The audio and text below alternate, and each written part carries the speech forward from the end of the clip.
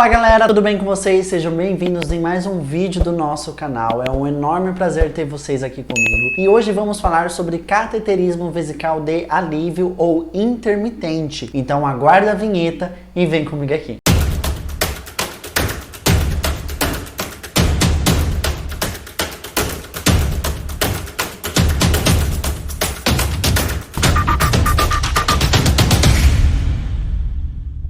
Bom, pessoal, então vamos falar sobre cateterismo vesical de alívio. Mas antes disso, nós precisamos saber alguns respaldos que o COFEN atribui para nós enfermeiros quanto a esse procedimento, tá bom? Então, na resolução COFEN número 450 de 2013, ele traz que esse procedimento é privativo do enfermeiro e cabe o técnico realizar algumas prescrições de enfermagem, registrar, monitorar as condições do sistema de drenagem, o débito urinário, o manuseio do sistema de drenagem, fazer essas coletas de urina e sempre sob supervisão e orientação do enfermeiro. E também essa resolução traz que a retirada da sonda vesical de demora, ele não é um procedimento privativo do enfermeiro. O técnico de enfermagem ele pode sacar essa sonda. Mas hoje vamos falar sobre cateterismo vesical de alívio.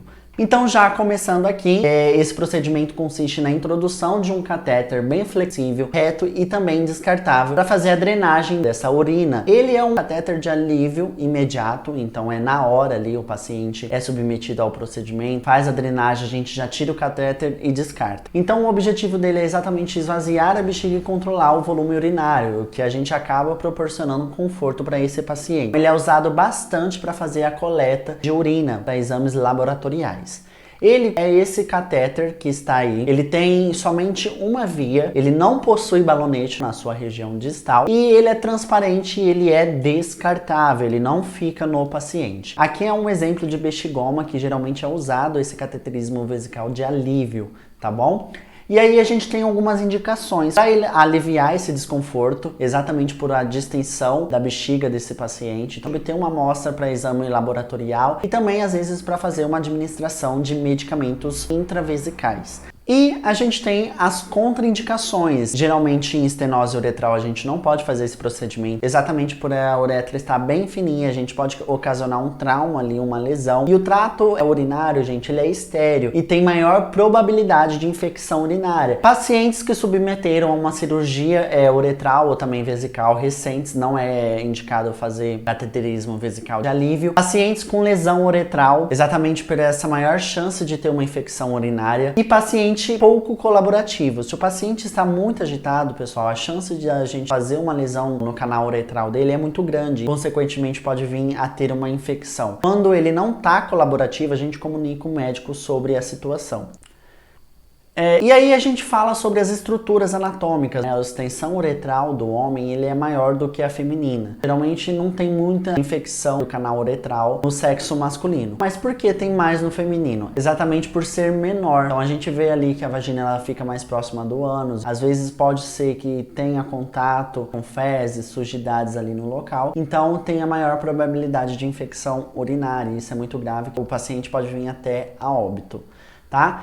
E aí a gente precisa de alguns materiais para a gente fazer esse procedimento. Para higiene a gente precisa de bolas de algodão ou gases estéreis. É um procedimento estéreo, a gente tem que evitar o máximo de contaminação. A gente precisa de um sabão líquido neutro para fazer a higienização da parte perineal e usar sempre água morna ou soro fisiológico para fazer essa higienização externa. E aí a gente entra na sondagem vesical. A gente precisa desse catéter de Nelaton, que é chamado ou de alívio ou de Nelaton. Um par de luva de procedimento. Esse par de luva de procedimento a gente usa exatamente para fazer a higienização íntima. E aí a gente precisa de um par de luva estéreo, que é quando a gente vai fazer o procedimento em si. A gente precisa de um pacote de gaze. A gente precisa fazer a paramentação, os equipamentos de proteção individual, como máscara cirúrgica, óculos de proteção, avental. E aí a gente precisa de um anestésico em gel estéreo também. Geralmente a gente usa a lidocaína, xilocaína. A gente dispõe ali numa gaze para fazer esse procedimento. E o antisséptico aquoso exatamente para fazer agora a higienização na mulher dos pequenos, grandes lábios, do canal uretral e no homem da glande do canal uretral também. E aí a gente precisa de um kit de sondagem vesical. Ele vem separado e contém esses materiais, né? A barrinha ali no formato de feijão, a cúpula ali, esse campo estéreo ou campo fenestrado, a gaze e a pinça de Sheryl para a gente fazer antisepsia da região do órgão genital. E aí existem algumas complicações que podem ocorrer, como trauma vesical ou uretral também, tendo ali uma hematúria ou um sangramento. Ressalto novamente que uma complicação é a infecção do trato urinário, isso é muito comum e muito perigoso. Criação de falsos trajetos, então a sonda ela pode ali romper, é bem raro ter esse tipo de perfuração vesical ou uretral também, mas pode ter esses falsos trajetos. Cicatrizes ou estenoses, então é uma complicação que pode ter por passar bastantes vezes esse catéter, ou se o paciente está com uma estenose uretral, pode ocorrer algumas outras complicações. E aí existe algumas numerações que vai de 4 a 20. O que é mais utilizado é ali entre 12 e 14. Cabe a você fazer uma avaliação do canal uretral e do paciente em si.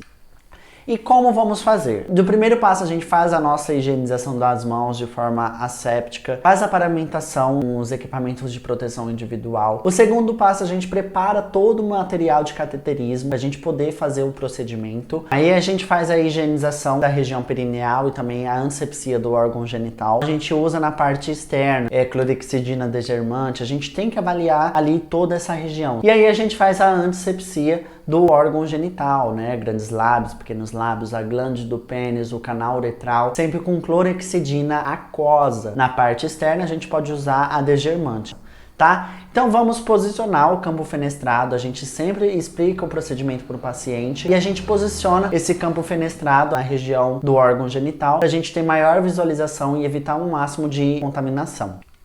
E a gente vai dispor os materiais no campo estéreo, então a gente coloca as gases, a sondinha, a gente calça as luvas estéreis na hora do procedimento. E aí então a gente lubrifica o catéter com a gase contendo anestésico, seja ele uma xilocaína, uma lidocaína. A gente embedece a ponta do catéter de alívio nesse anestésico para a gente começar a fazer a introdução do catéter. E então a gente começa a introduzir até constar um retorno do fluxo urinário. E a gente tem que introduzir de forma lentamente, porque a gente pode causar uma lesão, e isso aumenta a chance de uma infecção urinária.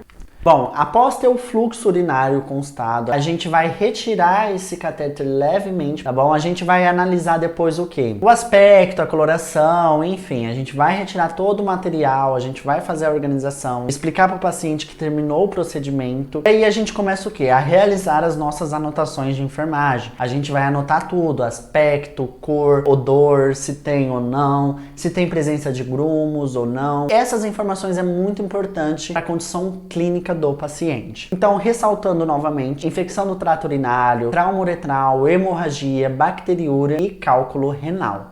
Então aqui eu trouxe para vocês alguns exemplos de carcinoma uretral, que às vezes pode dificultar no procedimento, a estenose uretral e a uretrite, que é uma infecção ali no canal uretral. Tá? E aí cabe nós, da equipe de enfermagem, aplicar os cuidados de enfermagem. Então, em caso de resistência na inserção desse catéter, a gente tem que suspender e comunicar o fato ao médico, avaliar, registrar imediatamente alguns tipos de trauma. A gente tem que inspecionar tudo, não somente a urina, mas toda a região do órgão genital, e encaminhar essa amostra pro laboratório. Bom, pessoal, então trazendo vocês para a realidade, mas muitas das vezes a gente não tem todo esse material nas unidades de saúde, seja ele por uma UBS ou numa unidade hospitalar. Então a gente tem que dar o nosso jeito, a gente tem que fazer de forma correta e longe de contaminação. Bom, e aí pessoal, eu trouxe algumas sondas para vocês observarem, tá bom? Essa é a sondinha de cateterismo vesical de alívio ou intermitente ou de Nelaton. Vocês podem observar que ela tem somente uma via única, ela não possui balonete. Essa daqui é uma sondinha de alívio, e onde a gente vai fazer toda a coleta de material para exame laboratorial.